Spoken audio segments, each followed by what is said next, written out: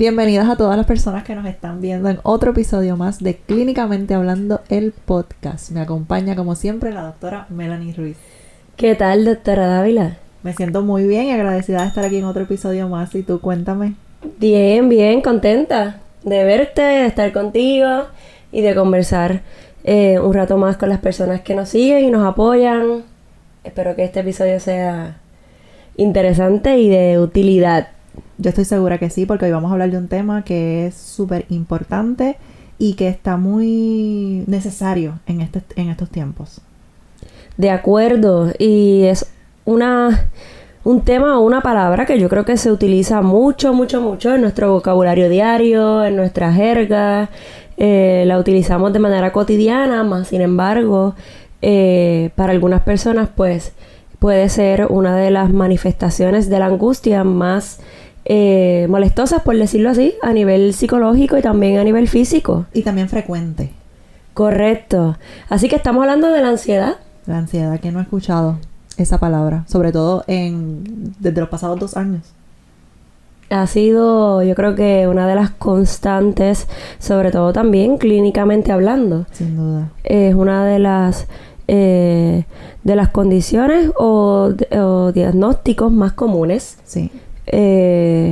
Pero no todo lo que nos causa intranquilidad o nos preocupa es necesariamente ansiedad. Claro. Así que sería chévere comenzar por discutir algunas características y describir a qué nos referimos cuando decimos que sentimos ansiedad. ¿De qué estamos hablando cuando hablamos de ansiedad? Y algo súper importante desde el punto de vista clínico de nosotras, cuando nosotros hacemos diagnóstico, es que la ansiedad es como la sombrilla que carga muchos otros diagnósticos, muchos otros trastornos, y todos ellos comparten en común las características de miedo y ansiedad, pero es bien importante que ese miedo y esa ansiedad es excesivo. O sea, que todos los días nosotros podemos sentir ansiedad y seguramente podemos funcionar y no se convierte en algo patológico. Pero ya cuando viene alterando nuestro funcionamiento, es que pudiéramos estar necesitando ayuda profesional, ya sea psiquiatra o psicólogo.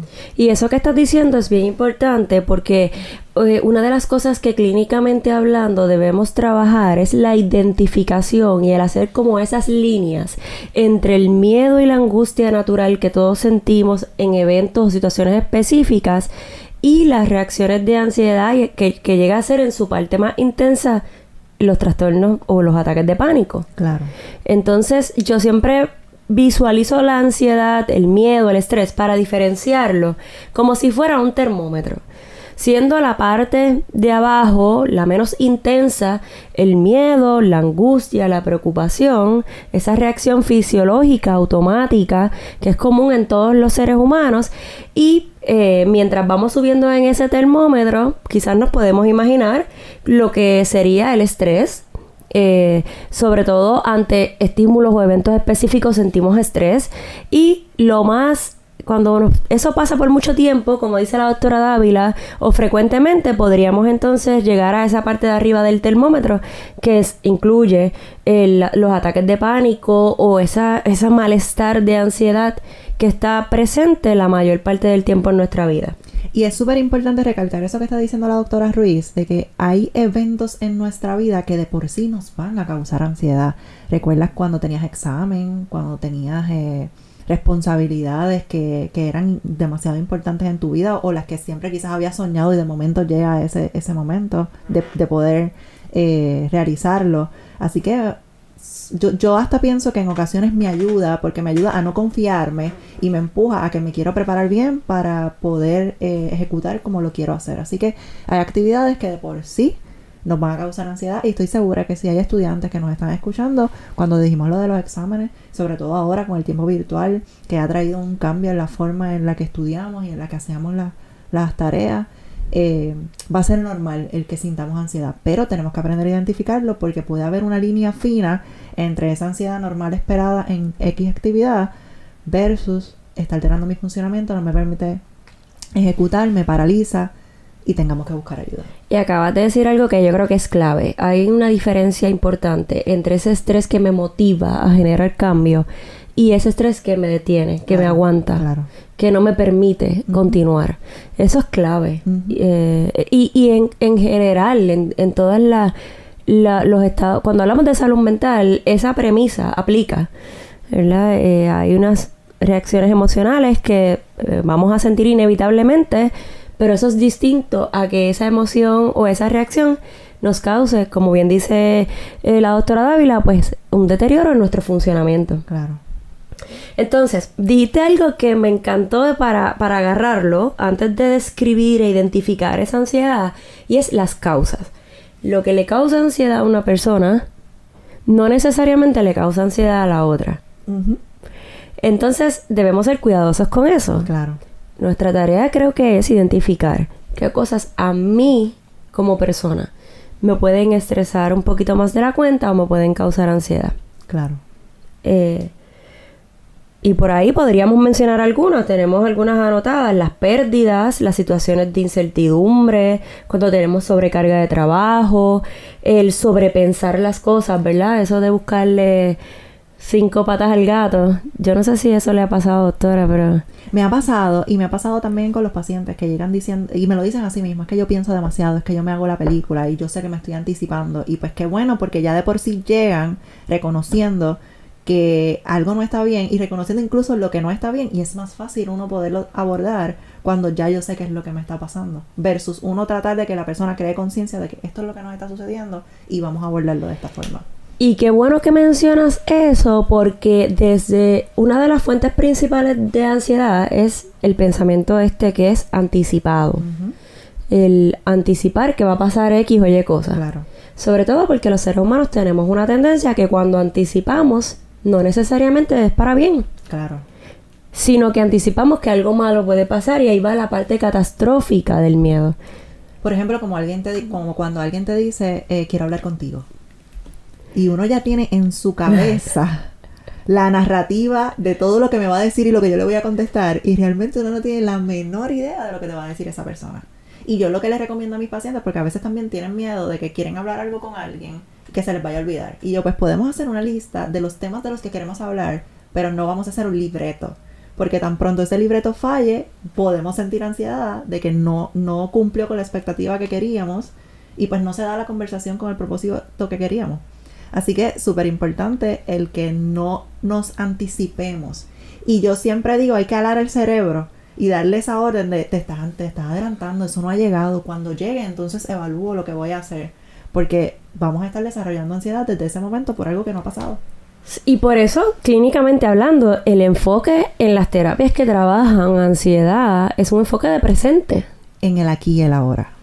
Y es, mira, uno lo dice, incluso yo misma. Yo digo, tenemos que estar en el aquí y el ahora. Y es difícil estar en el momento presente. Pero cuando usted come, usted está en el momento presente, usted está pensando en cada vez que usted mastica, usted está pensando y saboreándose todo lo que usted se está comiendo. Sabemos que no, sobre todo si estamos en el celular mientras lo estamos haciendo. Pero hay que tratar de llevar a la mente, como hablábamos en episodios anteriores, según vamos al gimnasio y entrenamos nuestro cuerpo, pues igual entrenar nuestra mente a estar en el momento presente. Y esas son las causas de la ansiedad desde el pensamiento, desde lo que puede estar pasando por nuestra cabeza, que provoca de alguna forma u otra, y cuando digo provoca, no es conscientemente, ¿verdad? Claro. No es que las personas digan yo quiero pensar así. Claro. Pero desde ese pensamiento que puede aparecer a veces de manera automática en nuestra cabeza y puede hacer que nuestro cuerpo o nuestro corazoncito y nuestra mente y nuestra alma tengan unas reacciones. Exacto. Y dijiste algo súper importante, que es que esos pensamientos aparecen de manera automática. Eso es súper importante. Yo no lo invito. El pensamiento simplemente llega. Y por eso quizás incluso estamos tratando de practicar alguna estrategia de relajación y de momento entra el pensamiento. Tienes que ir a plaza a hacer esto, tienes que hacer esto otro. Y uno tiene que reenfocar la atención al momento presente. Así que son pensamientos que uno no invita. Simplemente llegan a tu mente. Y acabas de decir algo importantísimo. Hay un elemento aquí natural, espontáneo, que no necesariamente controlamos. Y ahí hay otra causa de la ansiedad. El tener y eso nos pasa frecuentemente, como que la intención constante de controlarlo todo. Sí.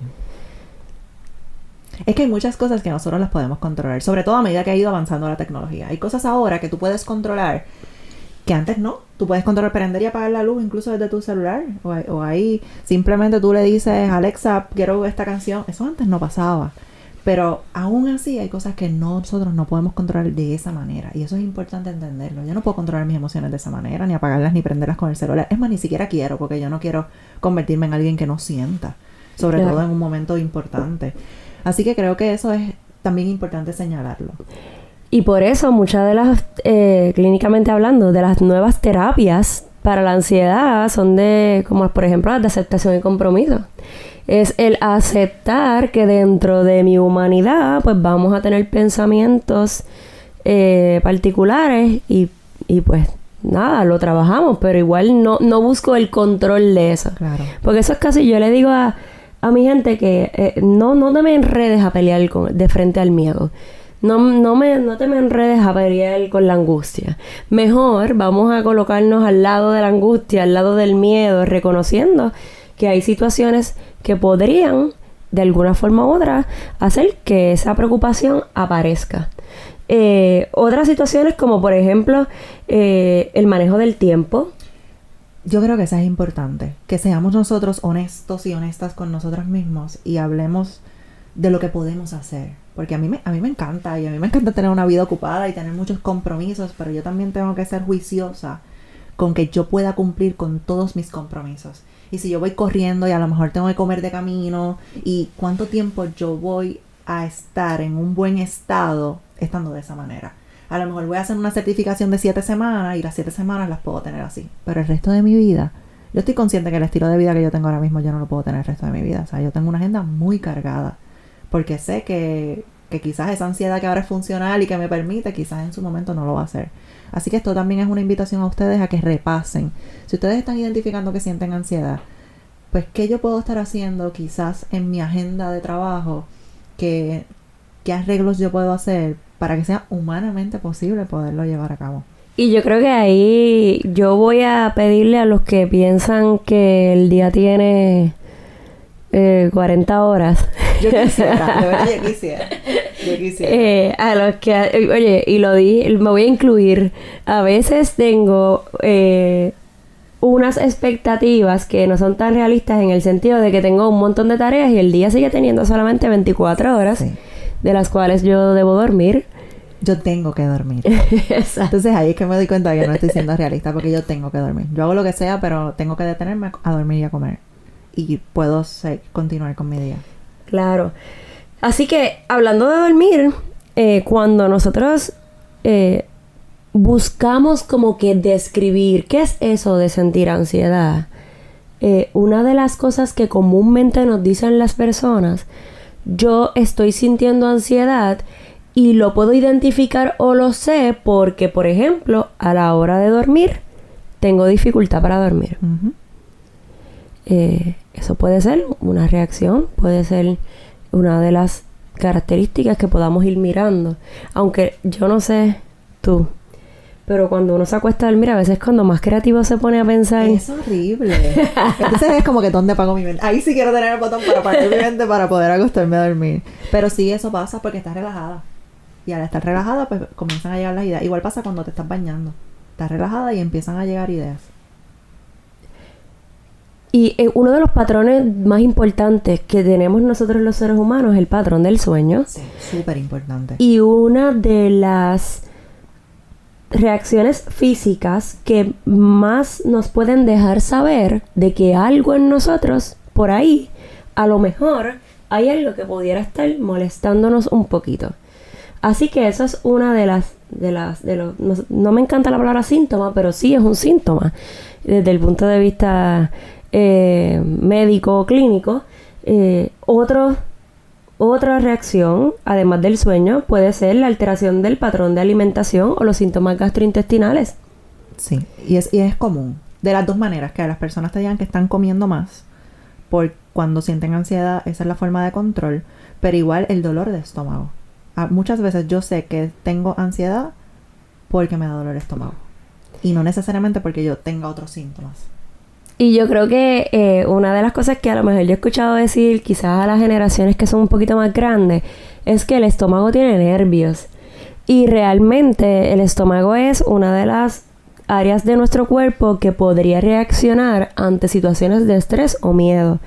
Hay gente que, qué sé yo, aumenta el consumo de azúcar, ¿verdad? Como estás diciendo. O de repente puede darnos diferentes síntomas como náusea, boca seca, acidez. Uh-huh. Muchas personas van al gastro y piensan que tienen quizás alguna condición física, úlcera, lo que sea, y el mismo gastro nos dice a veces, tienes que bajarle 2 a la rutina, al estrés. Sí, y muchas veces así es que se diagnostica la ansiedad, que se descartan primero los síntomas físicos, porque igual pasa con los ataques de pánico, las personas van a la sala de emergencia pensando que tienen un ataque cardíaco, y cuando se descarta el ataque cardíaco es que entonces se entiende que es ansiedad. Y eso es súper importante también que lo entendamos, que tenemos que descartar.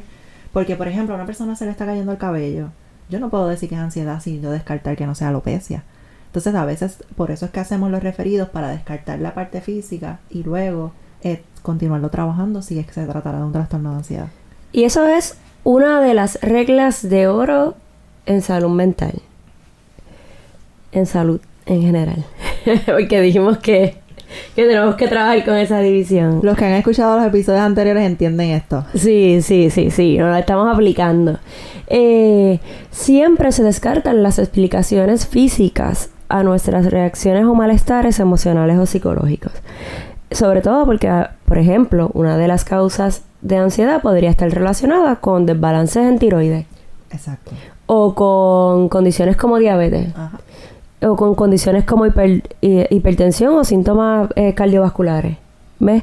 Entonces, por eso es que cuando nosotros hacemos un acercamiento psicológico, clínicamente hablando, le pedimos a las personas muchas veces, cuéntame cómo es eso de sentir la ansiedad. ¿Cómo se siente la ansiedad? Y muchas personas nos dicen, pues a mí me da nerviosismo. O me da temblor, sudoración, dificultad para respirar, palpitaciones. Algunas personas tienen cambio en la temperatura de las extremidades, hormigueo. Y lo que se busca es que nosotros podamos reflexionar sobre, ok, yo estoy sintiendo esto y esto en mi cuerpo, en mi ser, se identifica o se caracteriza o tiene que ver con esto. 1, 2, 3, 4, 5. Así que parte de nuestro trabajo también es acompañarles en esa descripción de esa situación específica. Sobre todo diferenciando que la preocupación, la intranquilidad, el miedo va a ser común y esperado, normal, válido en momentos específicos de nuestra vida, más sin embargo, en otras ocasiones va a tener un componente excesivo que definitivamente nos deteriora. Yo le hago esta comparación a mis pacientes de que la ansiedad es como una alarma, porque la verdad es que hay momentos en los que esa ansiedad, y así es que de forma fisiológica ocurre, que el sistema de lucha y huida, que es como que le llaman, que te prepara para ponerte a salvo. El ejemplo que tú has traído en más de un episodio del lagartijo, esa alarma se va a encender. El problema está cuando la alarma comienza a encenderse en momentos en los que quizás no está sucediendo nada, o se activa a un volumen y lo que está pasando no necesariamente es a ese nivel. Entonces ahí es que quizás podemos empezar a ver que algo no anda bien. Y se me ocurre cuando hablábamos de sobrepensar las cosas o de las sobrecargas, esto funciona igual que los breakers de la casa. Si prendemos la estufa, la secadora, el qué sé yo, todo. ¿Qué pasa blower? Exacto, todo a la vez. Pues, ¿qué va a pasar? Pues se sobrecarga la capacidad de generar energía y se cae el breaker, tumba el breaker. Protegerse. Claro. Sí, y así mismo pasa en nuestro sistema nervioso central ante todas esas situaciones que pueden estar sobrecargándonos. Y es importante que estemos conscientes de eso y que cada uno de nosotros haga como ese ejercicio de reflexión. ¿Qué cosas de las que están pasando a mi alrededor pudieran estar constantemente preocupándome?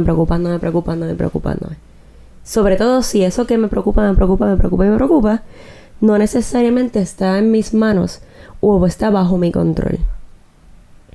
Yo siempre divido esa preocupación en dos. Y les hago un dibujo de 2 círculos a mis pacientes. Y es lo que está en mi control y lo que no está en mi control. Porque eso es demasiado importante. Y en mi cabeza, cuando yo tengo una preocupación, yo literalmente yo pienso, eso no está en mi control. Y es como si yo lo estuviera echando en un canasto que no está en mi control. Porque hay una diferencia significativa entre lo que yo puedo controlar, pues qué voy a hacer para mejorarlo. Y sobre todo porque está completamente en mi control. Versus cuando depende de otra persona. Totalmente de acuerdo y una de las cosas también que pasa en ese caso es que en nuestra cabeza está pasando ese proceso, ¿verdad? Que nosotros le llamamos cognitivo, pero en Arroyo Habichuela es básicamente lo que estamos pensando, el autodiálogo, lo que nos estamos diciendo a nosotros mismos. Pero por otro lado también, mientras vamos en ese camino, es como si nos pusiéramos sacos de arena en la espalda. Uh-huh. ¿Sabes? Vamos manejando un peso que no necesariamente nos corresponde o que no necesariamente tenemos los recursos psicológicos para enfrentar. Claro, de acuerdo. Así que, ojo, muchas personas cuando sienten ansiedad, mientras van pensando, comienzan a respirar de una manera que no es tan natural o es un poquito agitada, ¿verdad? Uh-huh. Por eso nosotros hablamos de hiperventilarse. Es esta respiración de pecho, ¿verdad? Uh-huh. Que como que nos agitamos mientras vamos pensando en todo lo que tenemos que hacer y no podemos hacer y en esto y en lo otro.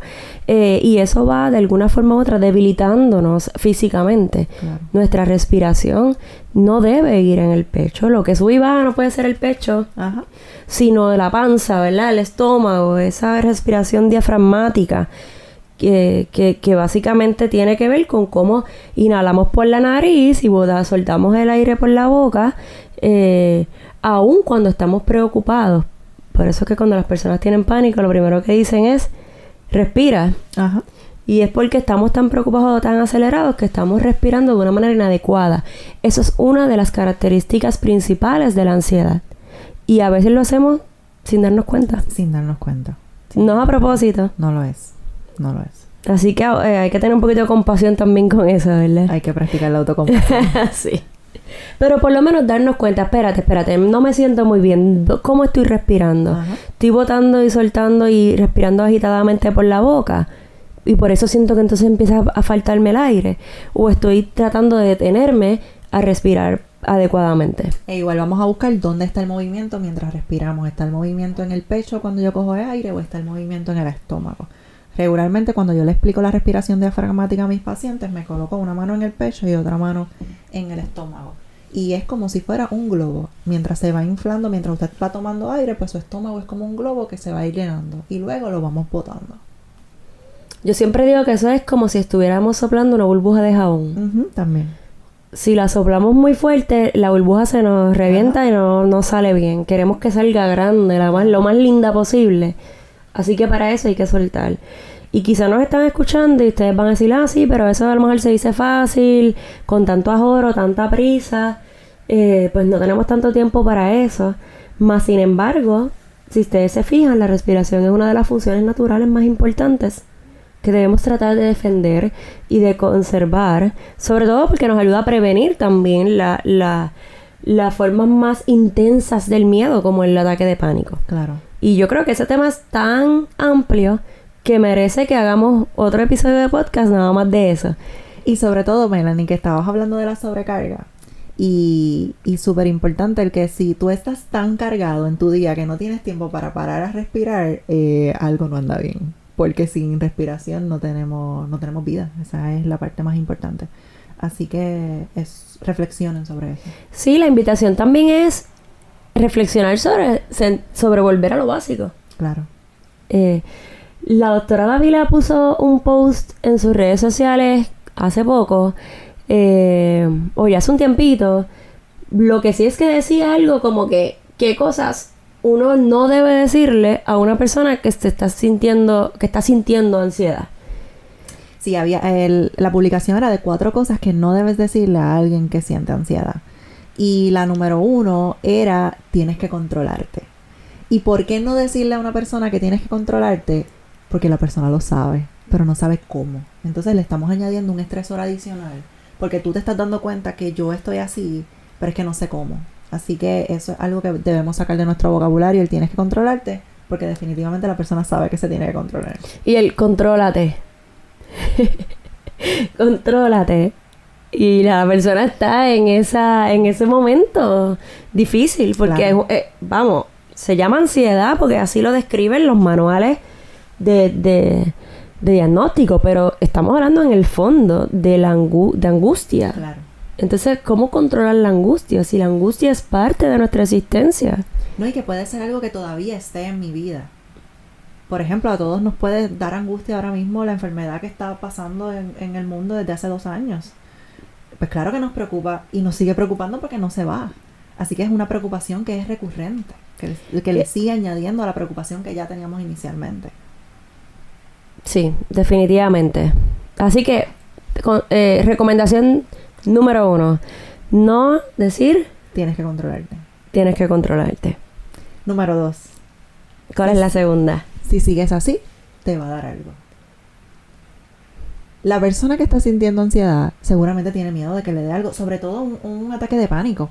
Los síntomas de un ataque de pánico a las personas que no lo han sufrido son súper similares a los síntomas de un ataque cardíaco. Entonces, imagínense si esa persona llega a sala de emergencia es porque siente que algo no anda bien, siente que algo en su cuerpo no está respondiendo e incluso teme por su vida. Entonces, decirle a una persona que teme por su vida, por la ansiedad, que quizás no sabe qué es ansiedad, si sigues así te va a dar algo, le estamos añadiendo más carga. El ejemplo que dabas ahorita de los sacos de arena en la espalda, yo misma le estoy colocando, en lugar de darle alivio, le estoy colocando otro saco en la espalda. Así que como yo no quiero eso, no voy a decir, si sigues así te va a dar algo. Oye, y considerando que el pánico es una de las principales razones por las cuales los puertorriqueños llegan a una sala de emergencia. Imagínense si esa angustia es tal que, Sí. Yo no sé tú, pero Es yo que pago tiene por que no ser. ir mucho al médico, al hospital, así una sala de emergencia. Yo también, sobre todo en estos tiempos, pero tiene que ser terrible sentir eso. Y estoy segura que si yo lo llevo a sentir, también terminaría en una sala de emergencia. Y otra cosa que estabas diciendo, que me parece clave, es que una de los criterios incluso diagnósticos del ataque de pánico es la preocupación que le sigue. Sí, de que te vuelva a dar. Pero es que imagínate si te pasó algo que tú no sabes de dónde vino, que para colmo en sala de emergencia te dijeron es ansiedad, tienes que ir al psicólogo. Y tú estás con esa, tratando de como que evaluar todo eso que te está sucediendo. Claro que te va a dar miedo que te vuelva a pasar porque tú no sabes de dónde vino. ¿Cómo lo controlo? ¿Cómo Sí. controlo que no me pase? Y quizás con eso provoco que me vuelva a pasar porque tengo demasiada ansiedad.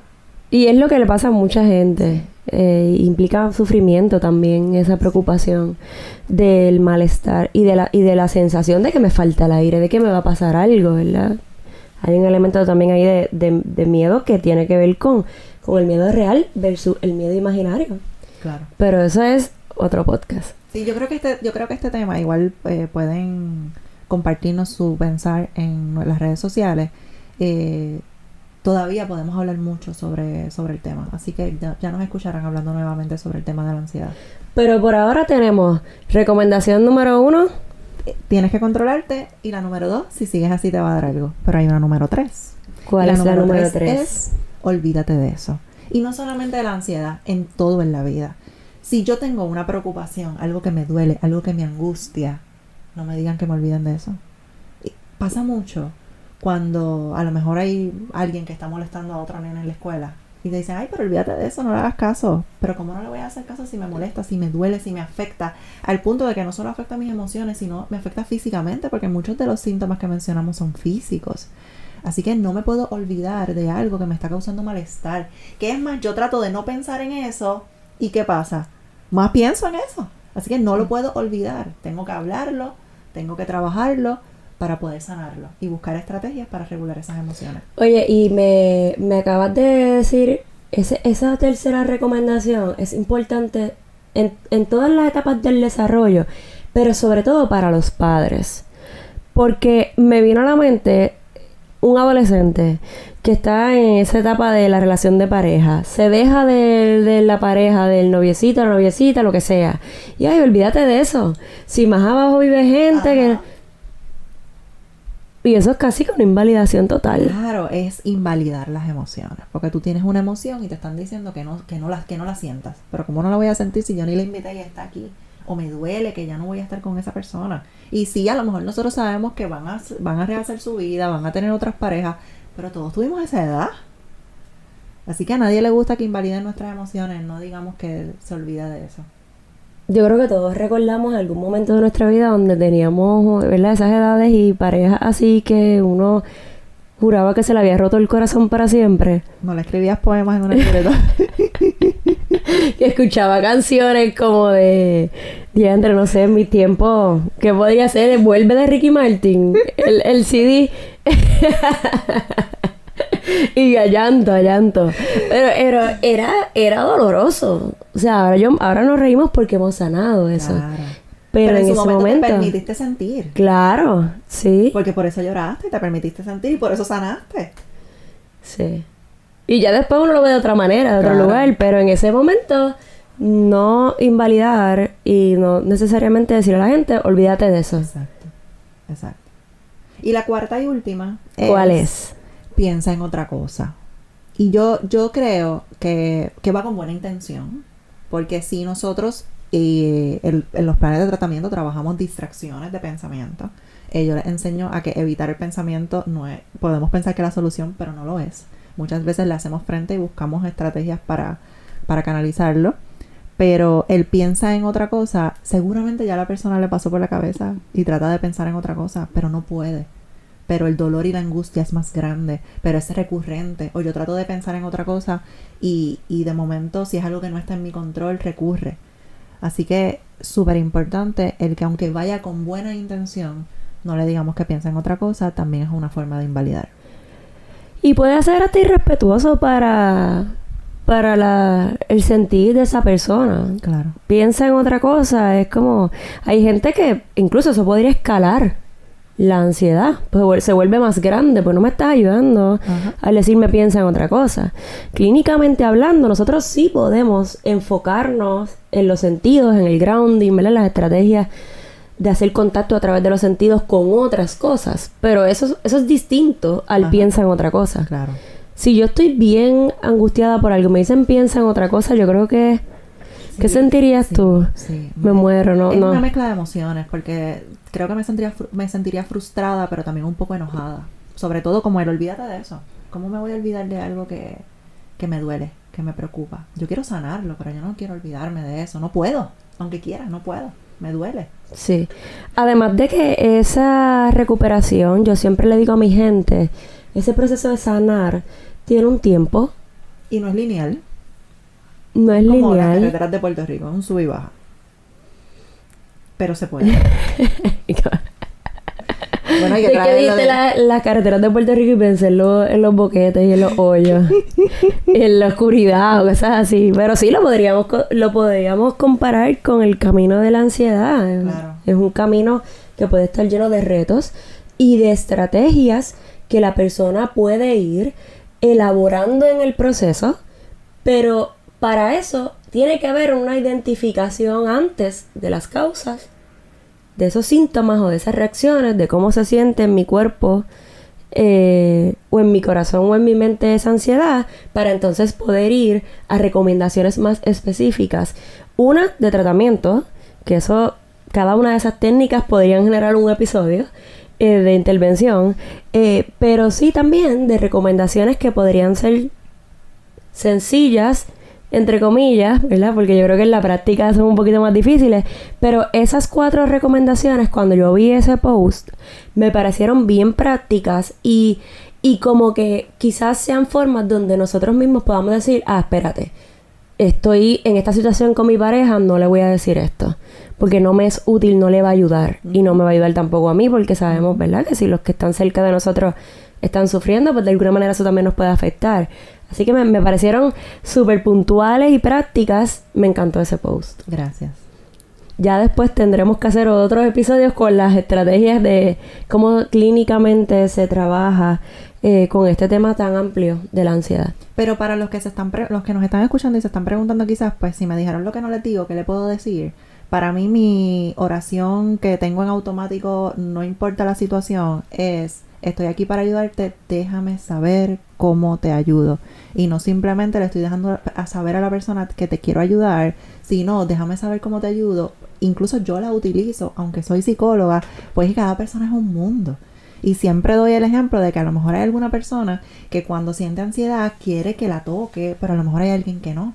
Así que ¿cómo yo voy a saber? Y si yo voy a abrazarla y eso le provoca más ansiedad.